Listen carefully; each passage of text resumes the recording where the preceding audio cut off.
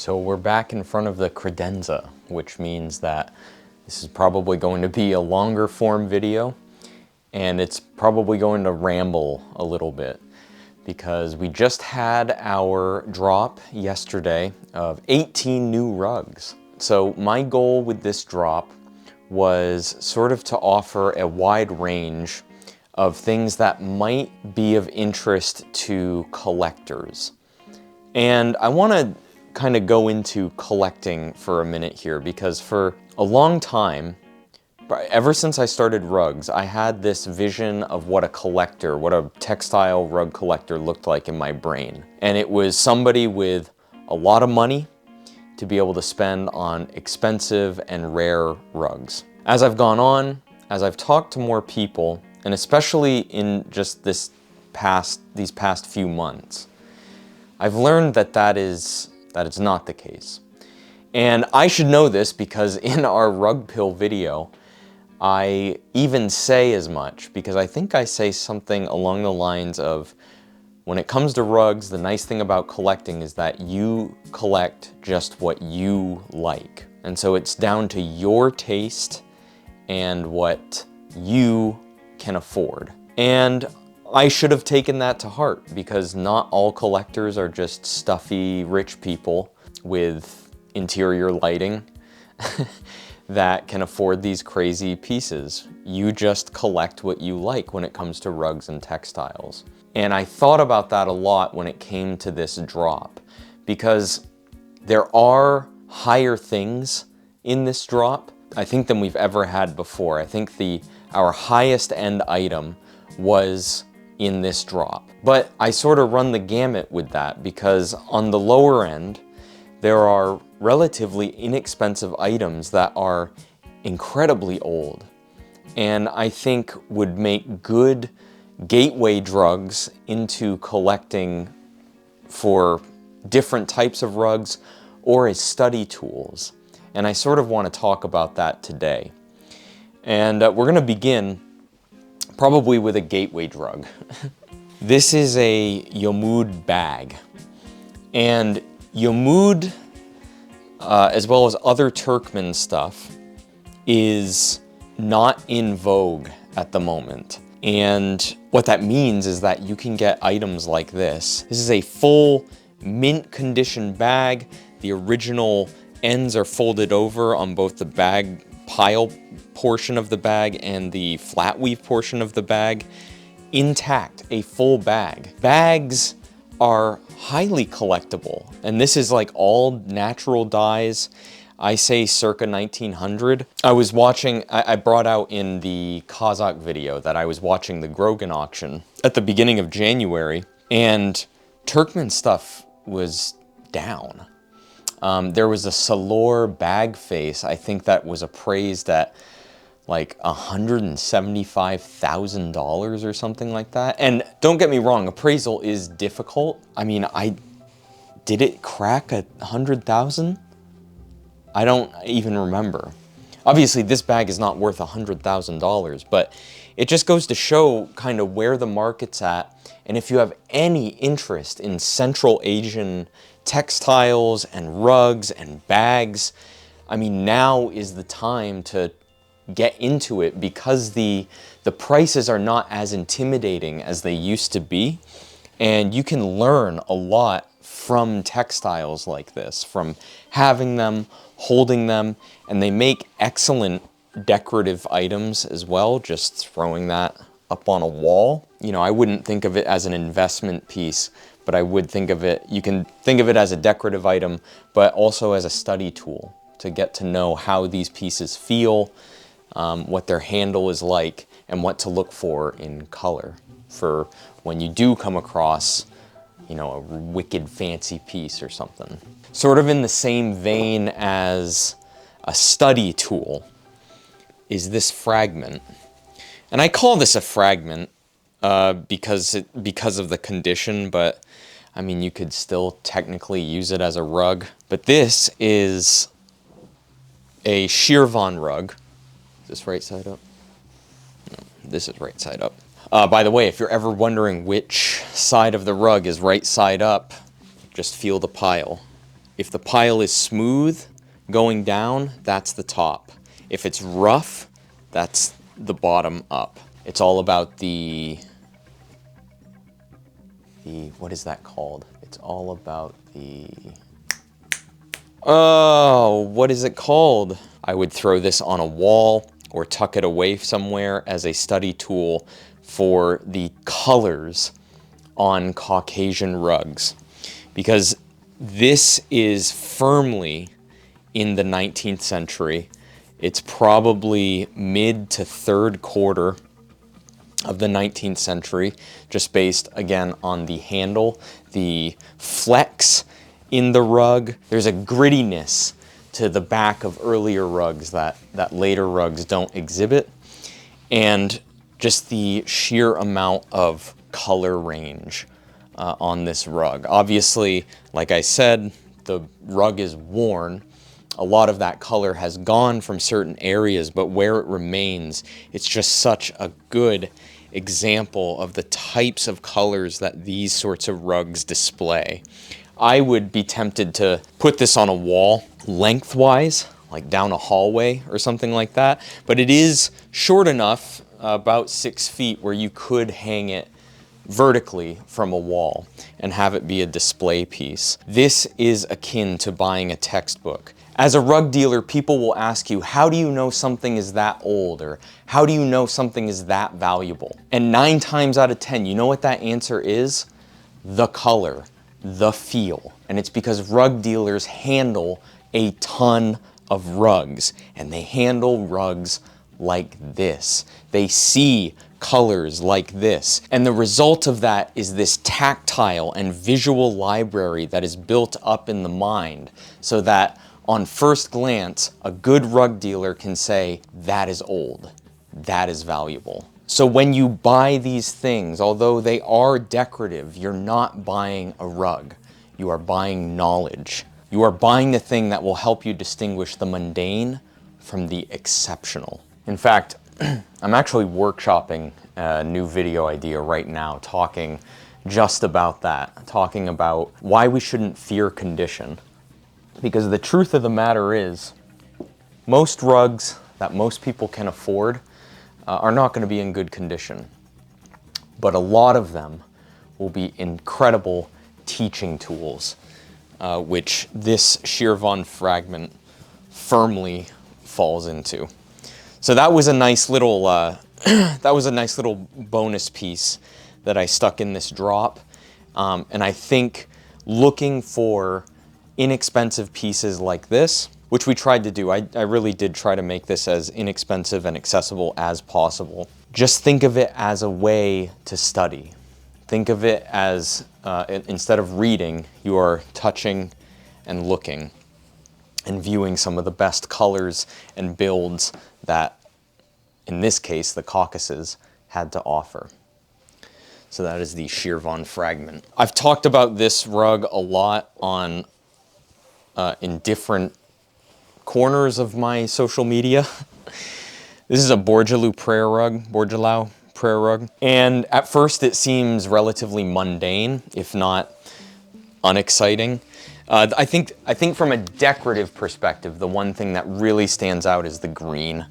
And of course, these are all, vegetal dyes, but green on rugs, on old rugs like this, is just so great. Green and yellow are my two, and they go together. It's a good combination, but seeing them together on rugs. So we have this listed as the rare Bordjalou Prayer Rug. So why rare? Why say that? I've seen other dealers use the word rare kind of loosely, I think.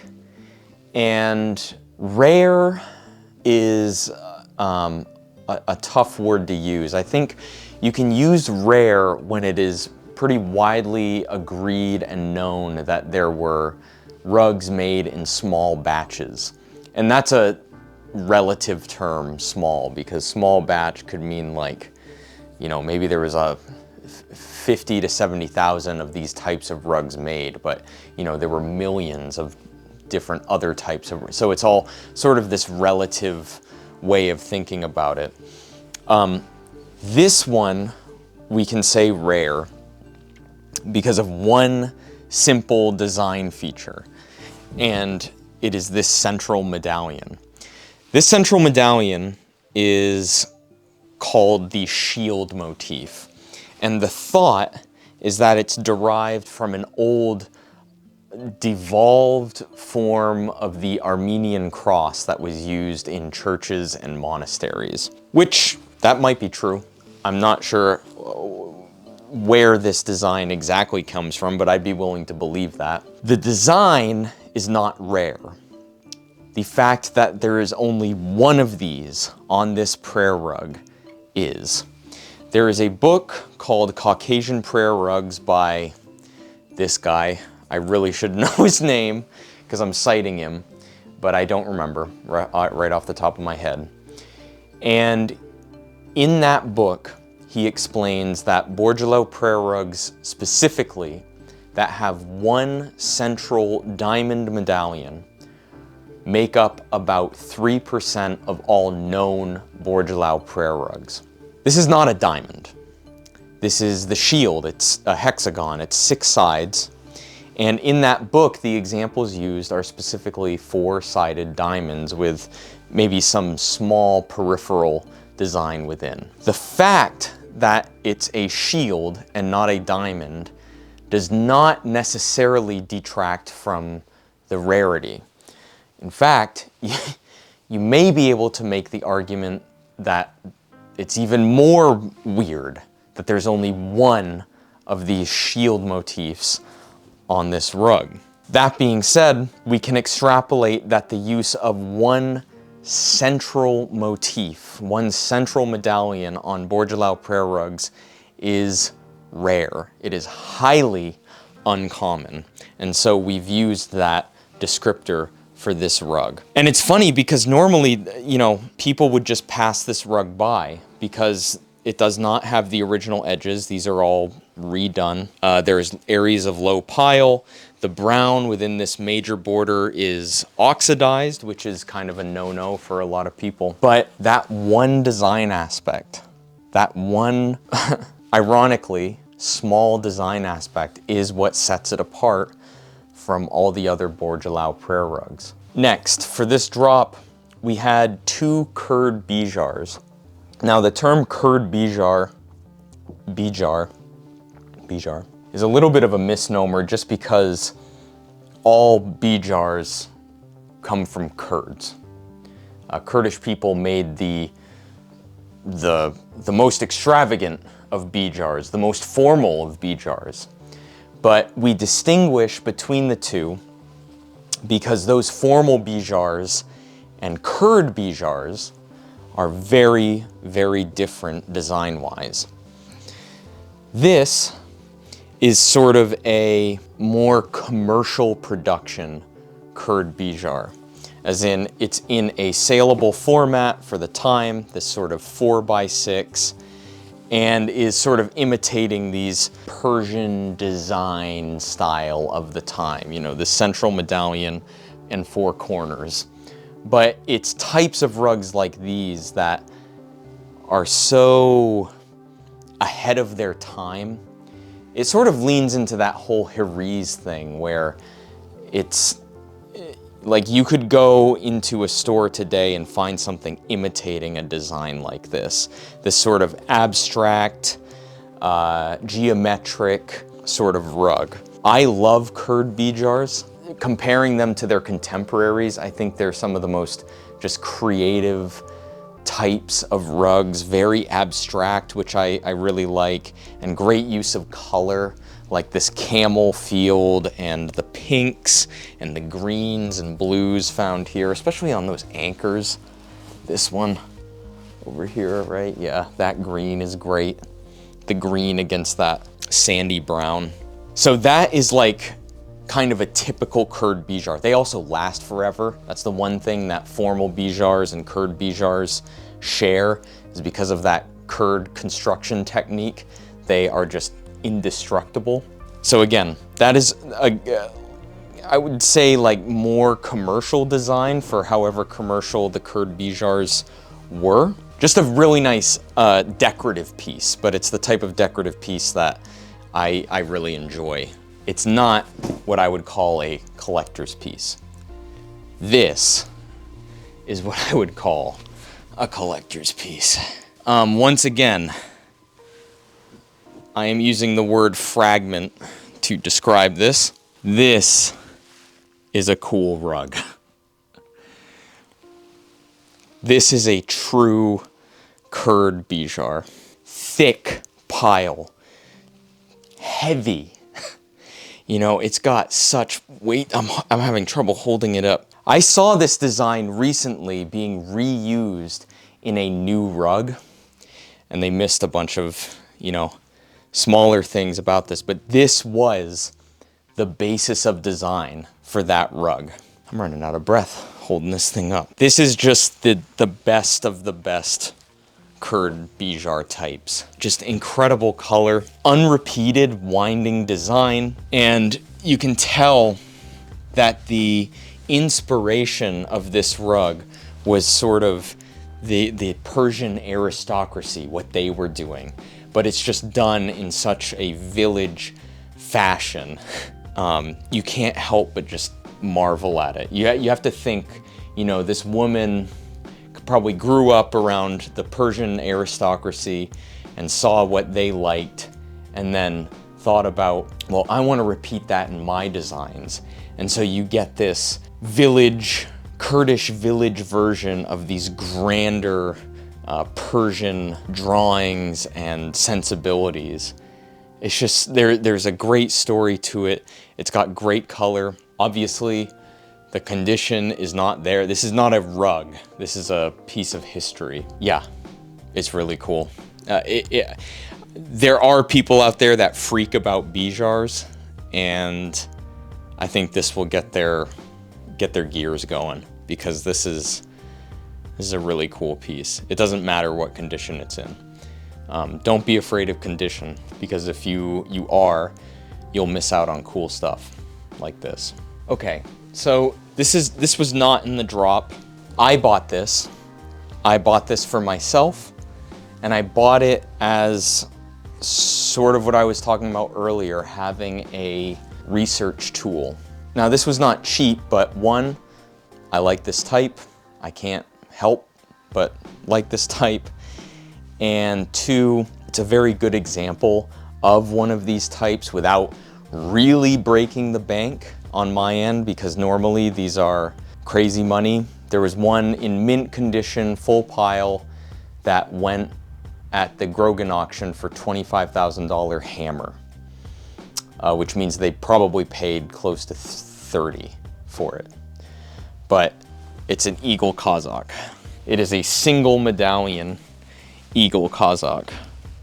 And other than the low pile, it is in very good condition. Very pastel palette, you can kind of see here. But it's got the greens and the good reds and the yellows and blues, and it's just fantastic. I was very excited to get this, and I'm very excited to keep it, because it's one of those types of pieces that I can put away and I can take out if I ever need it to test the metal of other eagle kazaks that I come across.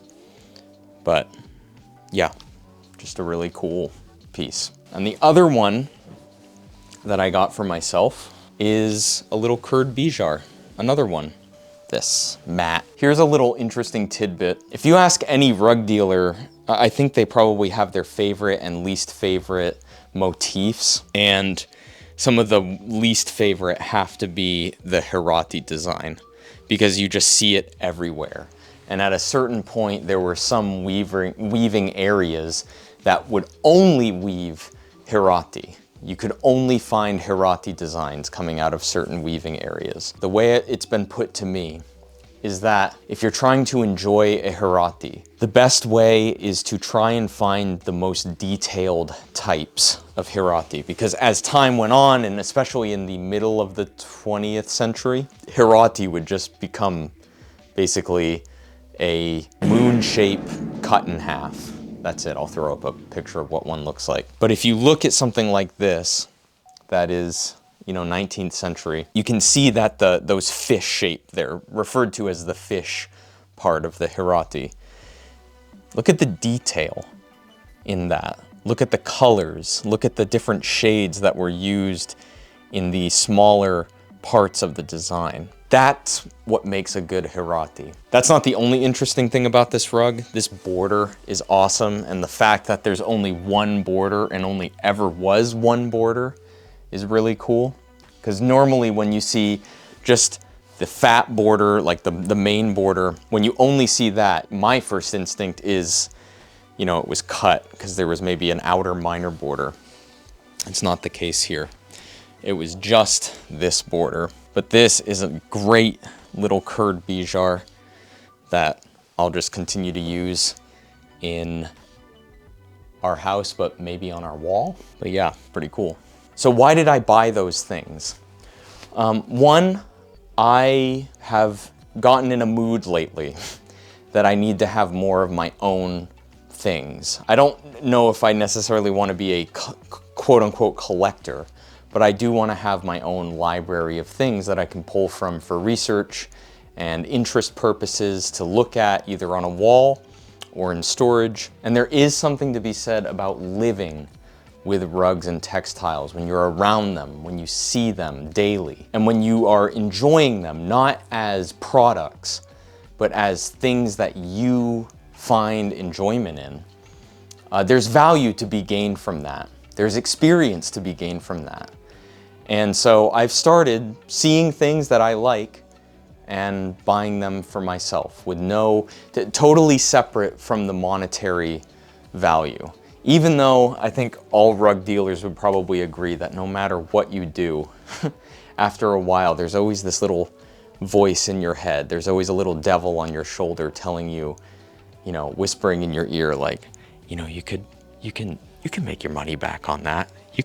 You'll be able to sell that for what you got it for at least. And just trying to ignore that voice and find enjoyment in the pieces that you like is sort of my goal right now. I mean, I enjoy rugs as it is, but having that intimacy, that closeness with pieces that I find interesting and enjoyable will be passed on to our clients. Anyway, that was just a brief snapshot of what was in this latest drop. And yeah, if you enjoyed the video, like, subscribe, whatever, and I'll see you in the next one.